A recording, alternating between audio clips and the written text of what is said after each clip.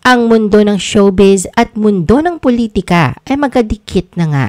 Ilan sa mga celebrity sa showbiz ay kung hindi naging politiko ay nagkaroon ng ugnayan sa mga politiko. Kaya hindi maiwasan na ang ibang mga babaeng taga-showbiz ay malink sa ilan sa mga politiko. Ang iba ay napatunayan na may katotohanan. Ang iba naman ay pawang kathang isip lamang. The Philippine Showbiz List presents female celebrities na nalink sa mga politiko. Yen Santos. Nalink si Yen Santos sa isang politician, ngunit wala itong formal na kumpirmasyon. Ayon sa isang Reddit post, ang politician na ito ay si former governor at ngayon mayor ng Narvacan, Ilocos Sur, Chavit Singson. Nachismis din na may binaril si Mayor Singson na manliligaw ni Yen upang layuan siya nito.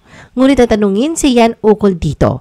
Anya na pawang walang katotohanan ang mga paratang at chismis lang daw ang lahat.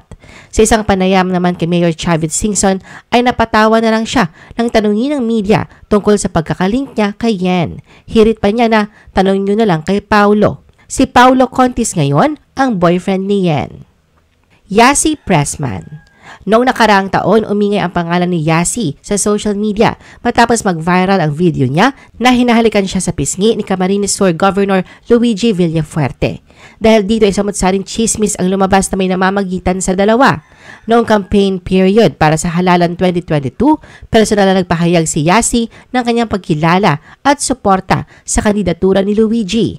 Itinuturing niyang ikalawang probinsya ang Camarines Sur at dahil sa malapit ang puso ni Yasi sa Camsur. Muli namang namataan na nagbibigay ng kilig sina Yasi at Governor Luigi sa isang short video na in-upload sa Facebook noong August 14, 2023. Makikita sa video na sumasayaw sila sa kantang Valentine. Makalipas ang ilang araw ay isang larawan naman ang na-upload online na kung saan makikitang masaya silang dalawa habang magkatabing nakasakay sa isang open vehicle. Nitong February 8, 2024 lang, nagbahagi si Yasi ng ilang larawang kuha sa isang local fashion event na ginanap sa National Museum of the Philippines. Kabilang sa mga larawang ito ay ang sa kanila ni Luigi. May pahiwatig pa si Yasi na ang pinakahuli sa 10 larawan ay may sorpresa. Makikita nga rito na ang dulong post ni Yasi ay isang short video na nag-kiss sila sa lips ng kanyang rumored boyfriend. Sa kabila nito ay wala pa ring pagkukumpirma sa dalawa hinggil sa tunay nilang relasyon. Ivana Alawi. Usap-usapan naman ang pagkakalink ngayon ni Ivana Alawi kay Bacolod City Mayor Albi Benitez. Unang lumabas ang balitang ito mula sa showbiz personality na si Ogie Diaz. Ang mga haka-haka ay sumiklab matapos banggitin ni Ivana ang kanyang kaligayahan sa kanyang love life noong January 2024, kung saan nabanggit niyang may boyfriend na siya na hindi taga-industriya ng entertainment, subalit hindi nagbigay ng karagdagang detalye. Lalong umigting ang usap-usapan tungkol sa personal na buhay ni Ivana matapos ang mga ulat na nakitang kasama niya si Bacolod City Mayor Albi Benitez sa Japan at Baguio. Kamakailan, isa namang video ang nagpapakitang spotted sa isang airport si Ivana kasama si Mayor Albi Benitez. Nagsalita naman si Ivana tungkol sa isyong ito at dininay niya na may relasyon sila ng mayor ng Bacolod City. Matatandaang na-link rin si Ivana sa congressman noon na si Danilo Dan Fernandez na dating aktor at kasalukuyang nagsisilbing representative ng Lone District ng Santa Rosa, Laguna sa House of Representatives of the Philippines mula noong 2022. Noong 2020 ay nag-viral ang dalawa matapos lumabas ang mga haka-haka na patagong nagdi-date ang dalawa.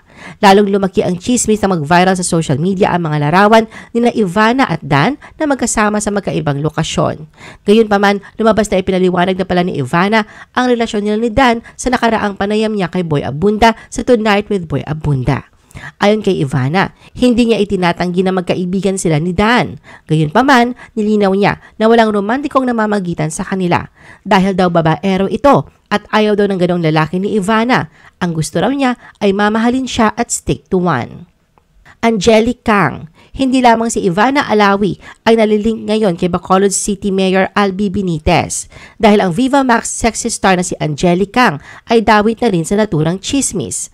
Ayon sa report na hindi daw talaga si Ivana ang kasama ni Mayor Albi sa Japan, kundi si Angelique at baka napagkamalan lang ng iba na si Ivana ito dahil sa halos parehas ang hubog ng kanilang katawan at itsura. Si Mayor Albi ang nagtatag ng Bright Light Productions pero hindi na raw ito gaanong aktibo ngayon sa nasabing kumpanya. niya. Ayon pa rin sa ibang report, may plano raw magtayo si Mayor Albi ng isang entertainment production kaya hindi malayo na malink siya sa iba't ibang sexy female celebrities. Inez Veneracion. Noong 2010, kumalat ang balita na si Inez Veneracion ay nakikipag-date at pumasok sa isang relasyon kay Toto Mangudadato na noon ay gobernador ng Maguindanao. Pagkatapos ng isang taon, noong 2011, ipinanganak ni Inez ang kanilang anak ni Toto. Ayon kay Inez, naniyaya siyang pakasalan ni Toto ngunit tinanggihan niya ito. Dagdag pa niya na alam niya na maghihiwalay din sila dahil hindi daw niya kakayanin na madami silang asawa ni Toto. Bukod sa ayaw ni Inez na marami sila, binantaan pa di umano siya ng isa sa mga asawa ni Toto Mangudadato noon. Chris Aquino. Usap-usapan naman noon ang pagkikipagrelasyon ni Chris Aquino sa dating Quezon City Mayor at dating aktor na si Herbert Bautista. Ayon kay Chris, 2014 nang hindi natuloy ang happy ever after nila ni Herbert pero nanatili silang magkaibigan. Ngunit lubos naman ang pasasalamat ni Herbert kay Chris na nakarelasyon niya ulit sa isang short at very brief moment noong 2017. Aminado si Herbert na nagulat siya at flattering din daw sa kanya noon ang mga ibinunyag ni Chris noon tungkol sa kanilang dalawa. Sabi kasi ni Chris, willing siyang i-give up ang career niya, pati ang 53 endorsements para sa apelido ni Herbert na ibibigay sa kanya. Ayon pa kay Herbert, malaki ang naging ambag sa buhay niya na naging relasyon nila ni Chris kahit sobrang napaka-iksi nito. Kwento pa niya, si Chris na mismo ang voluntaryong nagsabi sa kanya na siya na ang kusang lalayo dahil ayaw niyang madamay ang politiko sa sarili nitong mga kontrobersya. Pinayuhan niya din ang Queen of All Media na huwag masyado pasaway at mas masarap kapag maraming kaibigan. Matatanda ang sa huling panayam kay Chris tungkol sa kanyang buhay pag-ibig noong June 2018, malalim ang mga naging hugot niya. Sa bandang huli ay in-identify din ni Chris na si Herbert ang pinapatamaan niya sa kanyang mga parinig. Pops Fernandez. Noong 2019 ay naling si Pops sa politician na si Chavit Singson. Ito ay matapos na pumunta ang grupo nila Pops at Aiko Melendez sa lugar ni Mayor Chavit. Close si Pops kay Mayor Chavit pero tinatawanan niya lang ang intriga tungkol sa kanila. Napanayam naman si Mayor Chavit tungkol dito at anya na magkaibigan lang daw sila ni Pops. Sara Geronimo. Taong 2011 ang ligawan umano ni Migs Villafuerte ang popstar royalty na si Sara Geronimo. Ngunit ayon kay Migs ay gusto muna niya makilala ng lubos si Sara bago niya ito ligawan. Nagpasalamat naman si Sara sa gesture na ito ng binata. Subalit inamin niya na hindi pa sila personal na nagkakilala ni Migs. Hindi naman stranger si Sara sa pamilya Villafuerte dahil makailang beses na rin ito lumabas sa tourism plug ng Kamsur noon. Noong 2013, nang mahalal na governor si Migs ay hindi pa rin natigil ang chismis sa kanilang dalawa ni Sara. Ayon sa kanyang interview noon sa The Bottom Line ni Boy Abunda, dito ay inamin ni Migs na sobrang hinahangaan niya si Sara. Dagdag pa niya, kung may pagkakataon, ay gusto niyang makilala ng mabuti si Sara. Maine Mendoza. Sa segment na Kalye Serye, ipinakilala ni Lola Tinidora si Vico Soto sa karakter ni Maine na si Yaya Dab. Ito ang unang pagbisita ni Vico Soto sa Eat Bulaga sa segment na One for All, All for One noong October 26, 2015. Matapos ang ilang buwan, taong 2016 naging usap-usapan sa social media ang di umano'y plano ni Vico Soto na iligawan si Maine Mendoza noon. Nag-ugat ang espekulasyon matapos lumabas ang balitang nagpaalam di umano si Vico sa kanyang mga magulang na sina Vic Soto at Connie Reyes sa plano niyang ligawan si Maine. Maliban pa rito, tinutokso rin daw sila Vico at Maine sa isa't isa ng ilang mga Instagram followers. Gayunpaman, itinanggi ni Vico ang balitang balak niyang manligaw kay Maine. Naglabas din siya ng cryptic statement sa kanyang Twitter account na statement on the issue is when people have no issue about making an issue where there is really no issue. #tissue. Mababasa sa iba pa niyang tweet na idinaan na lang ni Vico sa biro ang iba pa niyang sagot sa netizens na nagtatanong tungkol sa kanyang pagkakaugnay kay Maine. I-post ang inyong comments at reaction sa baba. At huwag kalimutan na i-like at i-share ang video na ito. Gusto mo pa ba ng ibang showbiz videos? Panoorin ang aming iba pang top viewed videos. Para sa aming mga YouTube viewers, pumunta lang sa description ng video na ito o i-click ang link sa itaas ng screen.